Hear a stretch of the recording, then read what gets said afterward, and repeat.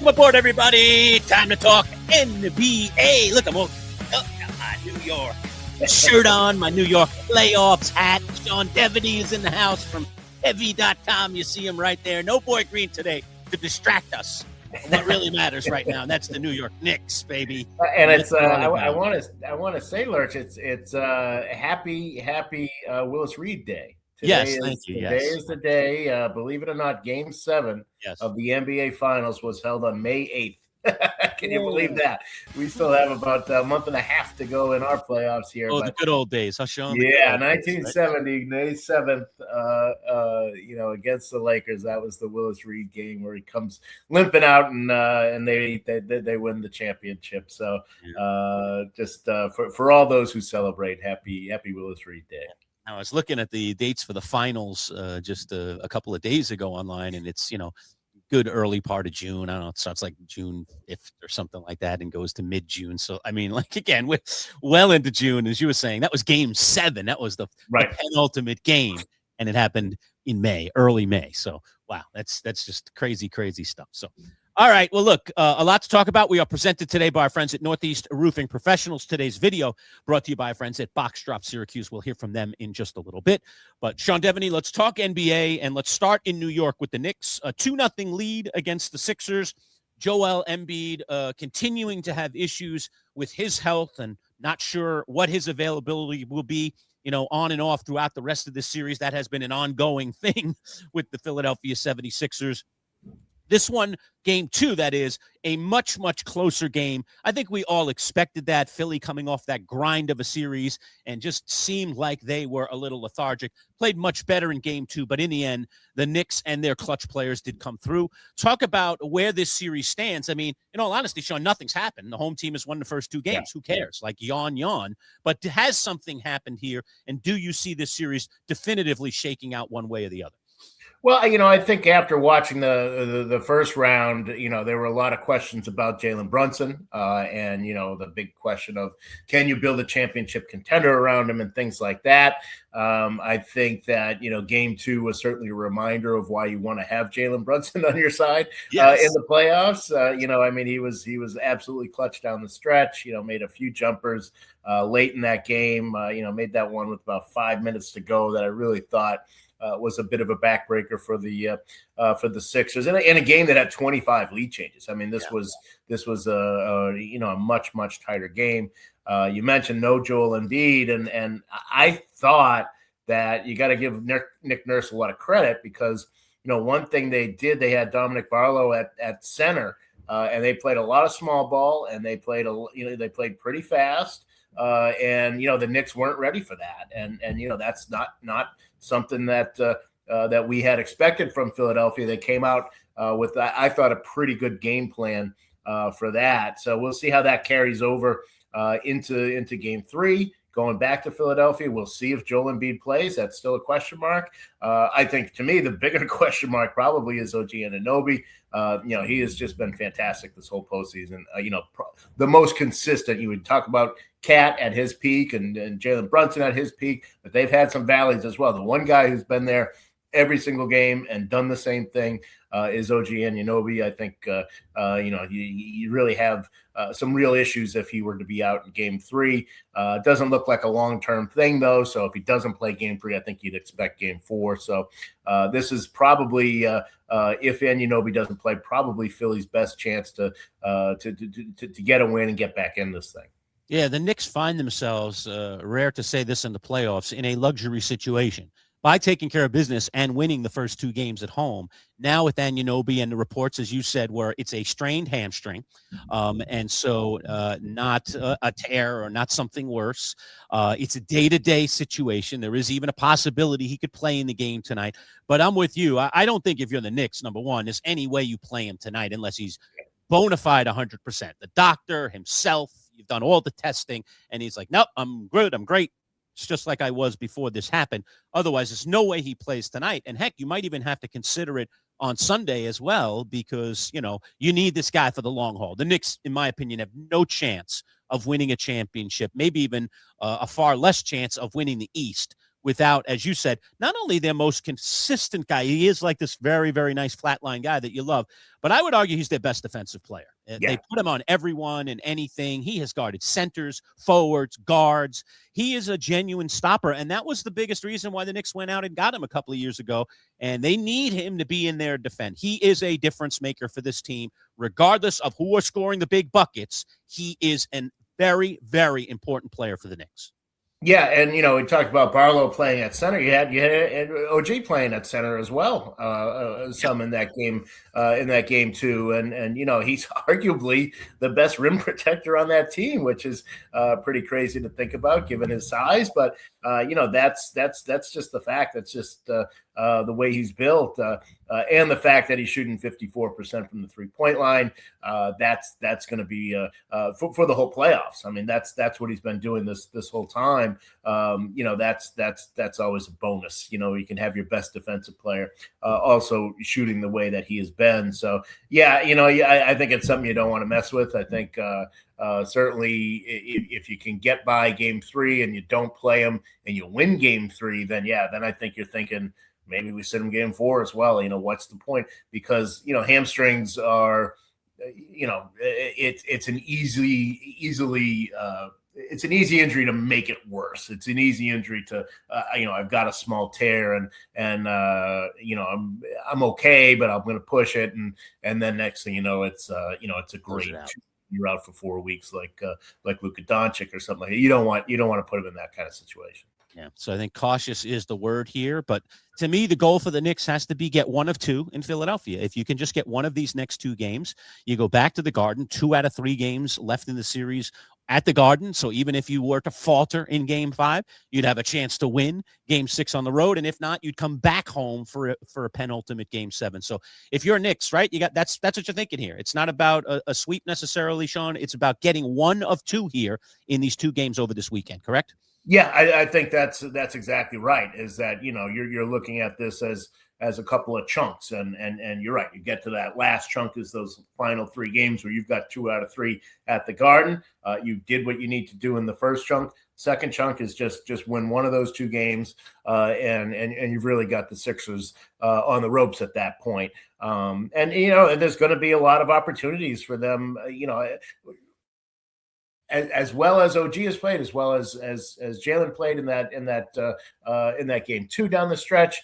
We haven't seen much out of Cat. He's been in foul trouble, and that's really hurt him. Of course, he played well in the second half of that first game, but they haven't needed him much, and so I think that they could probably see him come to the fore a little bit here in these next 2 games, and providing he can stay out of foul trouble. But I'd expect to see something from him, especially if OG can't play and they have a pretty big offensive hole, pretty big defensive hole as well. But certainly Cat can fill in that offensive hole, and he's continued to play well when he's been on the floor. It's just, can he stay out of foul trouble?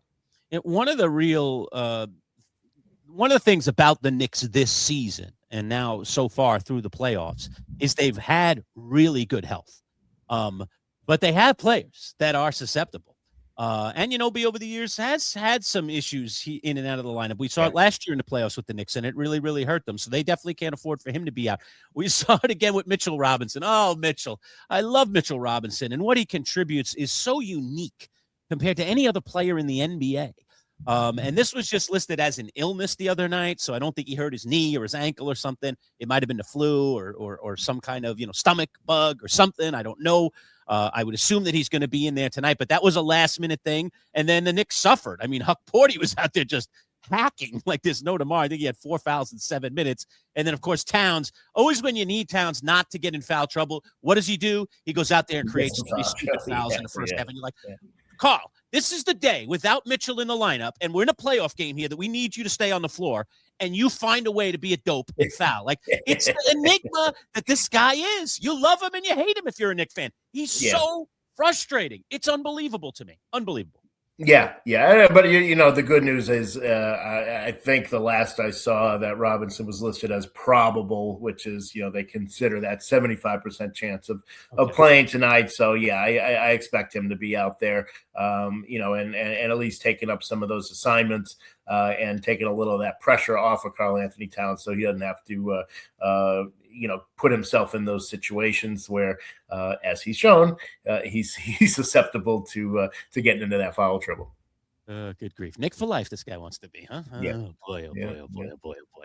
We can only give him the toughness quotient of Josh Hart. Okay. We can put Well, Josh Hart's yeah. heart into Karl Anthony Towns' body. We'd really have something here, would we? You know, and it is interesting, like to think about, you know, what's changed in this playoffs, and you know, if they, let's say they, really the path is open now to the finals. They should get to the finals. You Yes. know, is that enough to where you run this team back, or have you seen enough of the flaws in this group to where you're saying, look, the East is going to be tougher next year. You know, we can't just run this back and expect to get back to the finals. Yeah. You know, I'm very curious about, you know, what the philosophy is on that. Even if they get to the finals, they've got to recognize, you know, we've seen some flaws. And then where do you go to fix it? Do you go to Cat and look to trade him? Or, you know, has he shown you enough? You know, he's certainly stepped up and played well, for long stretches here in the playoffs. Has he shown you enough of that to where you say, nah, you know, I mean, maybe it's Bridges. You know, obviously the return on him is not going to be great, but maybe that's where you go. Do you consider trading Josh Hart? You know, I mean, as much as, you know, as much as you value, you know, his glue guy and the toughness and all that, you know, if you've got to move somebody and it's not going to be Bridges because nobody wants him, he's somebody you can get. So I mean, I think there's going to be some really interesting questions that they're going to have, sort of depending, really, no matter how this all plays out. I think those questions are still going to be there. Yeah, it's so hard to imagine a world without Josh Hart on the Knicks now that Yeah. he's become a Knick. You want to talk about Nick for life? There's a guy that the fans would embrace as Nick for life, because through all of his flaws, what you always get from this guy is 110%, and that's what New Yorkers love more than anything. Sean, we love the effort guys. We love the guys that, you know, that do it when it matters. And so Hart can go up there and some nights just throwing up bricks. I mean, he's not a skilled a player as many of the players on the floor, but he gets the very most out of everything that he's got. And he gives you the hustle and the toughness. And he sprained his thumb. You saw him hurt his thumb in that last game. And he's, you know, you're just like, he didn't want to come off the floor. And then finally the doctor's got to hold him for a few minutes. And then you see him, he's back in the game 5 minutes later, and he's hauling down the biggest rebounds of the game and out-dueling it in the paint with these other big guys. And you're like, gosh, this guy is so important to our basketball team. Yeah. And he's questionable tonight as well, but I do think I'd be surprised if he didn't play. Yeah. And he's like, you know, you're right. I mean, he's the kind of guy that, you know, you trade him away because, you know, geez, we got to do this, we got to fill this hole, that hole, and then you really miss that effort. And you know, DiVincenzo was sort of the same way, where you trade him because, you know, it's not, you don't really need him, but then when he's not there, you're like, yeah, this is kind of where we need him. You know, this is the point in the season, a point in the playoffs where, you know, you kind of miss that effort and you miss that that little extra that they bring. So yeah, it'll be interesting. I'm very curious about, you know, sort of where they see themselves, however this all plays out in the next month. Walt Clyde Frazier, you know, Nick broadcast team member, has been sitting courtside for a lot of the games when they're not doing the games on air, because now we're in the playoffs and the national broadcast take over. He said the other day something interesting, Sean, that caught my attention, and that is he's seeing elements in this year's Knicks team of his championship teams. Of course, we know the last time the Knicks won a championship was 1973. They have two of them, 70 and 73. Frazier was on both teams, so he knows a little bit about this. And I remember back in those days when the Knicks did add Dave DeBusschere, and how, you know, DeBusschere as a player was not like adding SGA to your team, but he was a glue guy. And then he just was all the right things that they needed at that time. And so Clyde is, you know, maybe he's just waxing poetic here. Maybe he's just getting all caught up in it. I don't know.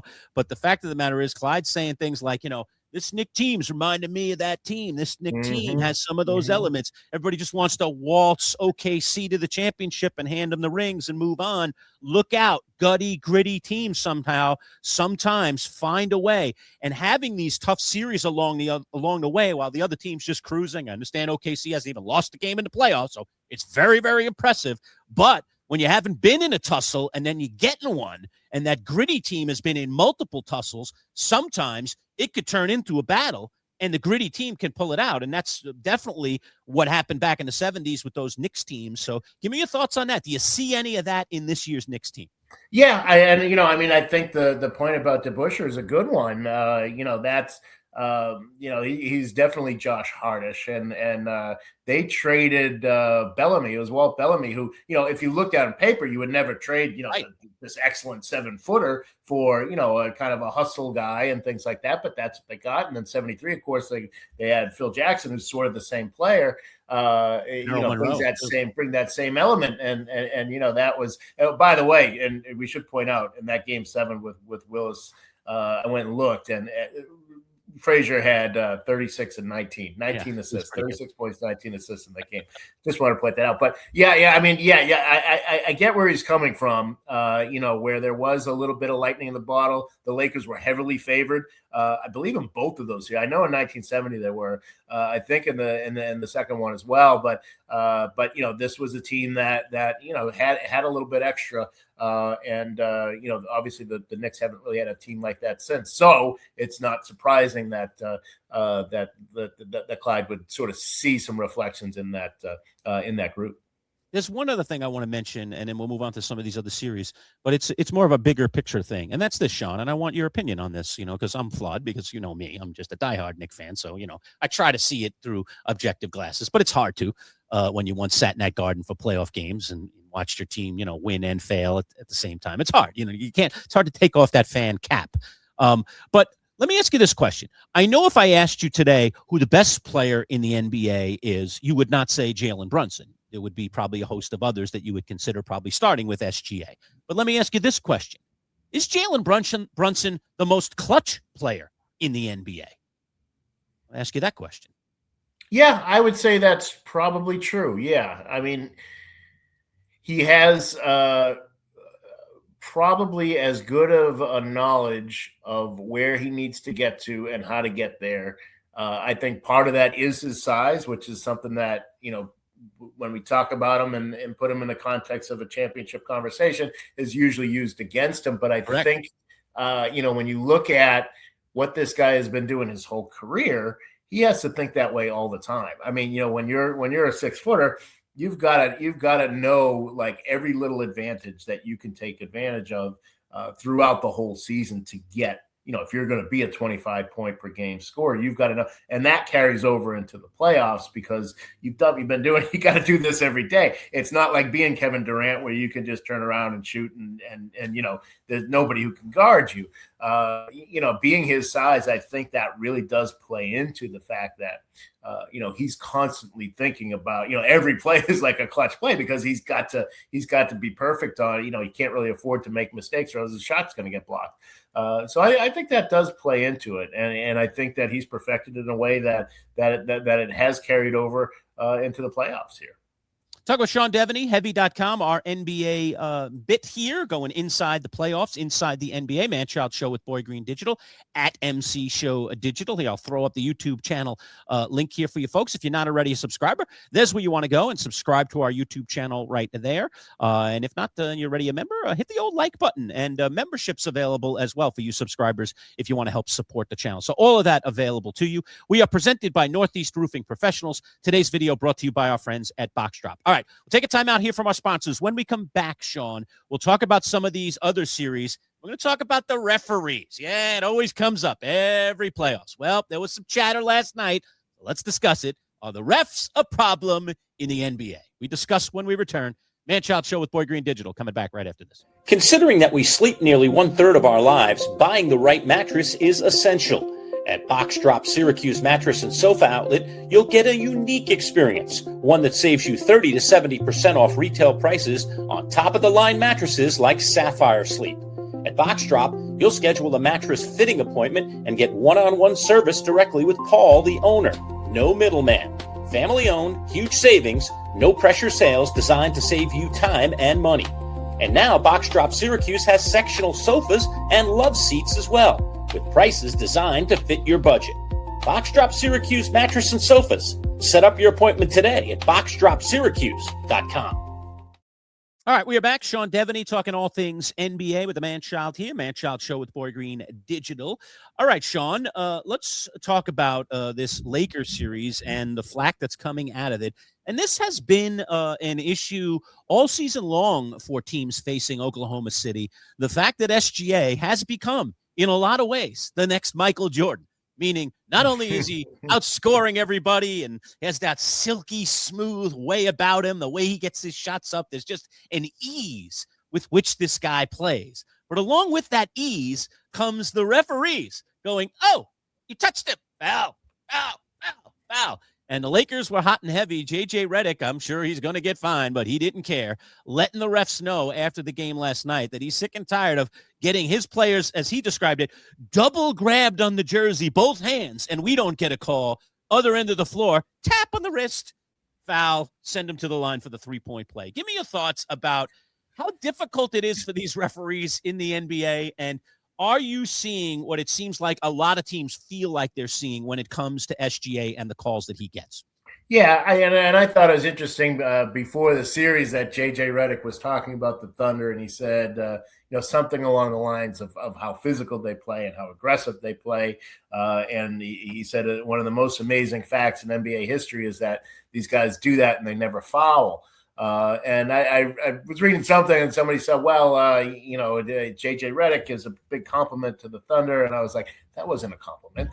He was being sarcastic the whole way. He was being sarcastic the whole way with that. He knew what he was doing. He was laying the groundwork and I think that's part of what's happened with the Thunder is that there's so much attention to it that now it's its own story, and it was last year, and it's only gotten worse this year, so that it gets more of a highlight put on it, and it's unfortunate because that's what the game then becomes about, and everybody's watching the game in that context, and so every call gets blown up, and it's unfortunate, I don't. Look, they get a lot of calls. There's no question. A lot of those calls are earned. If you watch that game as a strict 50-50, neutral observer, and you didn't know what was being said beforehand, I think you would have said there were plenty of blown calls. They went both ways. There were plenty of times, LeBron with some of the continuation, Marcus Smart with that the clear path foul. I mean, there were plenty of things that went against the Thunder, but people don't talk about that because that's not where our stories are these days. The stories are the Thunder get everything, and it's just not really true. And look, in the bigger picture, right? I mean, look at baseball, right? What do we have with we have the ABS now with the strike zone. Football, they're having the refs. There's the whole labor thing, and the refs, the scab. No, I shouldn't call them scab, but the fill-in refs are they will get absolutely hammered when they're out there. That's what happened last time. But then the regular refs get absolutely hammered when they're up. In other words, what I'm saying is like this happens all the time. This happens all the time. And it becomes a big story. It's unfortunate because it becomes the way we watch the game, and players and coaches get mad and they say things. But the fact is that this has been going on forever. And there's nothing that's really going to be able to change it. Do you believe, as many have theorized or conspirated, if that's even a word, over the years? I know what you mean. How about that? That the NBA wants to protect certain players. A lot of people thought they wanted to protect Michael Jordan, and that's why he got so many calls. And it feels like this is falling into a similar thing where SGA just seems to get a lot more calls than everyone else. I watch Jalen Brunson play every night. That guy doesn't get calls. I mean, he might get a few extra charges here or there. He's very good at drawing the charge, and he's a little guy. I think that helps. But on the offensive end, he gets hit, he gets hammered, he gets slapped, he gets nudged, and nothing gets bumped, and it goes flying. Some people are calling him a flopper because he's trying so hard to get the calls. SGA doesn't even seem like he tries that hard. It's like, whistle.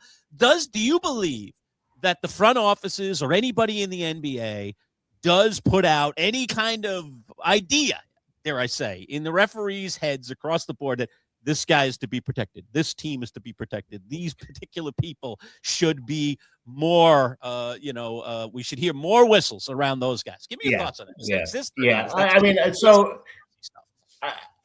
You'd be crazy to say that hasn't ever happened. I think it certainly happened with Michael Jordan. I think it happened with Kobe Bryant. I don't think there was a memo from David Stern that said don't call things on these guys. I think what happened is, those guys are more aggressive. They know how to work the ref. They know how to talk to ref. Refs are human. They get a little starstruck too. They won't want to admit it, but they get a little starstruck too, and they want to, be Michael Jordan's pal rather than be his enemy, and so they're going to give him calls that maybe that they wouldn't get. All that stuff has happened. I agree with that.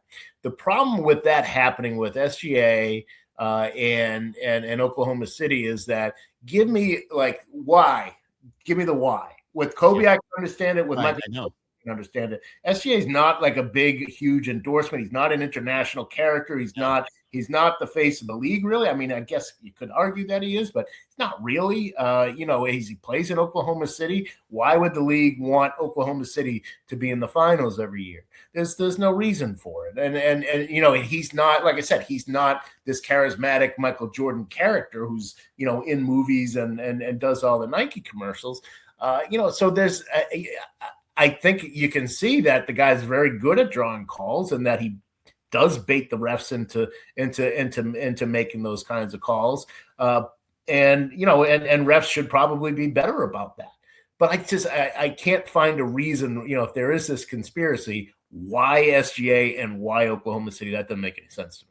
That's what always has struggled me. That's confounded me is why this guy? I mean, why isn't he just like Brunson? They don't care about being Jalen Brunson's friend. So why would they care about Brunson? Anthony Edwards, right? Like if Anthony Edwards was getting this treatment, I could kind of see that, even though it's Minnesota, maybe, but he's this personality, he's this guy. And so that's who you want to be protecting. And I don't see that happening. So I don't think there's any, conspiracy behind it. I think SGA is just really good at that.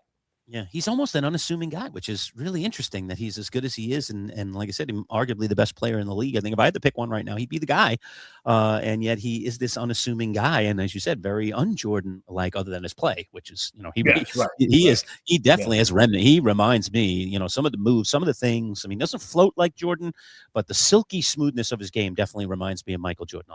I'll leave it at that. Where we are and I think a lot of the Lakers' frustration came last night from, look, they did everything they wanted against SGA. They guarded him very, very well, and he was out of the game. He was in trouble, foul trouble himself, and he was out of the game, and they got hammered in those minutes. And I think if you're the Lakers, or if you're anybody in the NBA, that's really where your issue is that this team's better than it was last year. They shoot better. They've got more depth. AJ Mitchell, Jared McCain now. I mean, they've got, you take SGA out. You do everything you can to get the ball out of his hands.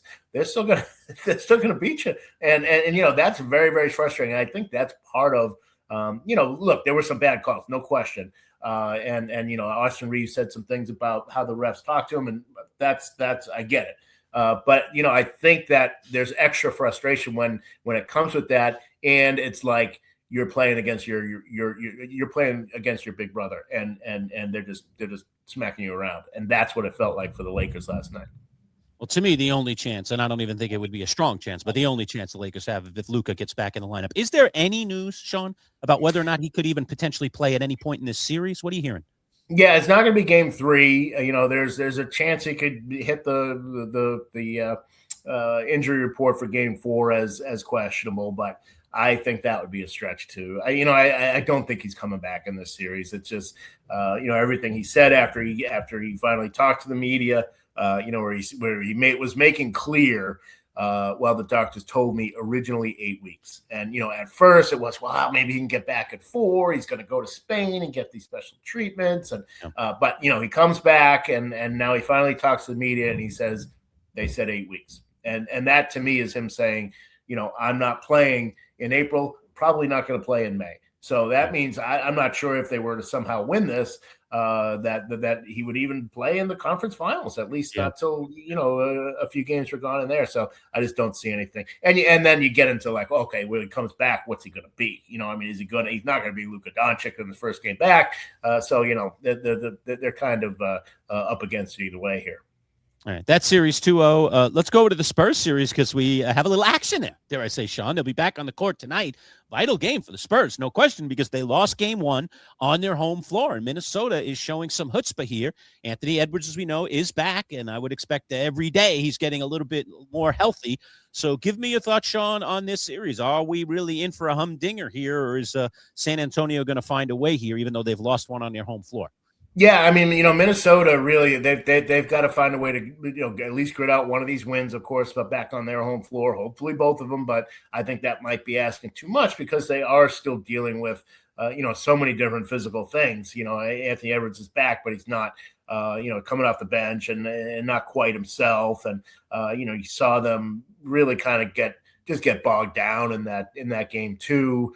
22 turnovers. So, they're fighting an uphill battle here, but they have shown so much grit and so much toughness that you got to think that they can get at least one of these games here and keep pushing this thing to where, they go back to San Antonio 2-2. Maybe they get a little healthier. Ayo Dosunmu has been fantastic for them. He's been dealing with some health things. So, get him back along the way here that, by the time you get to a game 5, game 6, now Minnesota's, starting to get a little healthier, feeling a little better, playing closer to 100%, and maybe they could have a strong finish. I think this is going to go 7 games. This is probably the most compelling here of the second round series. Yeah, I think it's going to be fascinating as well. And then let's finish up with the other series in the East. So far, so good for the Pistons. They may have had a scare in round 1. Orlando had them on the ropes, couldn't finish the job, and now the Pistons seem to have found their sea legs a little bit, up 2-0 in this series after a win last night. Give me your thoughts about the Pistons and their journey. Yeah, I mean, look, Cade was fantastic. He had 25 and 10 defensively. He's been really, really good as well. Amen Thompson has been fantastic. Because defensively he is utterly shut down. James Harden James Harden in games 1 and 2 played like James Harden usually does in game 6 and game 7. He's sort of fast forwarded. He's kind of moved up his no-shows. He's 9 for 28 and 1 for 11. 9 for 28 from the field shooting in this game with 20 turnovers. And he's 11 turnovers in 2 games and 1 for 11 from the 3-point line. That's what James Harden has done against us here, against Thompson in this series. And you can't win that way. This is not why they got this guy. He's got a $40 million player option this offseason. Now all of a sudden Cleveland's like, man, is this a guy that we really want to have? And Donovan Mitchell has been terrible too.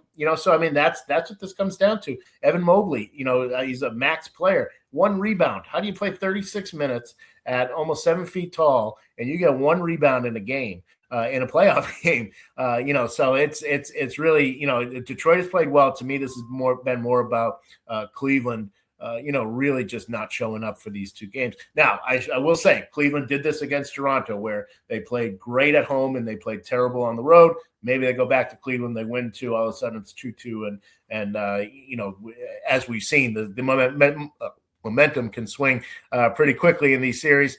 This is one where you could certainly imagine Cleveland bouncing back, but they've dug a pretty big hole for them to bounce back from. Yeah, I tell you what, both of those Thompson boys are playing some pretty good basketball in the NBA. And Asar and that group with Detroit, the thing that scares me, Sean, assuming the Knicks get by Philadelphia and face the Pistons, which is looking like it, again, these series are far from over, is their toughness. They may lack that offensive, finish because other than Cade, who's their second guy, where do they go? Are they going to have enough offensively? But the grit and the toughness is there, and it's guys like Asar Thompson and some of these other guys in this lineup, that give them. Duran he's a brute. He's just a big guy, man. Yeah, and Duran hasn't played well, but I talked about how bad Mobley has been. And part of that's just Duran's been pushing him around. So Duran's not putting up the kind of offensive numbers he was during the regular season. But he's still bringing it. Yeah, he's bringing what he's supposed to be bringing, and Stewart. They've got a whole bunch of guys. The problem against Orlando was that Orlando was okay with that because they could give some of that back. But you're really not seeing that from this Cleveland team. All right. One last thing on our way one out. of these days, I will straighten out which Thompson is where. Don't worry about it. Everyone, they look alike too. That makes it. I overthink it. I know. Wait, it's Amen or SAR? Which one? Which one is it? SAR's the one on Detroit, but that's okay. And one final salve here for all you folks out there watching Mother's Day this weekend. Want to remind you, our friends at the Allen Floral Group, allenfloralgroup.com. If you want to get mom those last-minute flowers, it's already Friday. Don't wait much longer, but they'll get them delivered and everything. Go see our friends at Allen Floral Group. If you live in the greater Central New York area, 5 locations in Central New York, and they'll get them delivered to your mom or your grandma or whoever it is that you want to deliver, your wife, who you want to deliver for Mother's Day. So don't forget to take care of your mothers this weekend. Sean, as always, a pleasure, my friend. We'll see where this all stands next week. It's interesting checking in every week and seeing where things stand. So where will my Knickerbockers be by the time we arrive to next week? We shall see. Hopefully getting ready for the conference finals. Ooh, I love it. I love it. I love it. All right, Sean. Thank you, buddy. All right. Thanks for having me.